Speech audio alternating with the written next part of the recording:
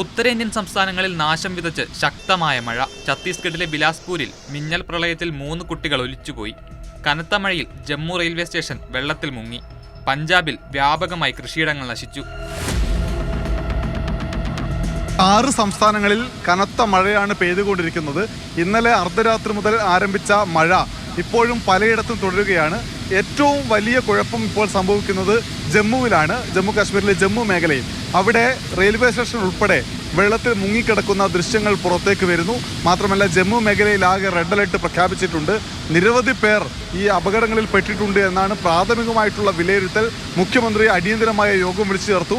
അതിനുശേഷം അദ്ദേഹം ഒമർ അബ്ദുള്ള ഈ പ്രശ്നബാധിത പ്രദേശങ്ങളിലേക്ക് തിരിച്ചിട്ടുണ്ട്. മാത്രവുമല്ല വിദ്യാഭ്യാസ സ്ഥാപനങ്ങൾ അടച്ചിടാൻ നിർദ്ദേശം നൽകിയിട്ടുണ്ട്. ആളുകൾ സുരക്ഷിത സ്ഥാനത്തേക്ക് മാറാനുള്ള നിർദ്ദേശവും ജില്ലാ ഭരണകൂടങ്ങൾ നൽകിക്കൊണ്ടിരിക്കുന്നു. അവിടുന്ന് താഴേക്ക് വന്ന ഹിമാചൽ പ്രദേശിൽ മിന്നൽ പ്രളയം സംഭവിച്ചിരിക്കുന്നു. ആളുകൾ കുറേ അധികം പേർ പ്രയാസത്തിലാണ്. കൃഷിഭൂമി വെള്ളത്തിനടിയിലായിപ്പോയി. ഒപ്പം തന്നെ ദേശീയപാതകൾ ഉൾപ്പെടെ അടച്ചിട്ടിരിക്കുകയാണ്.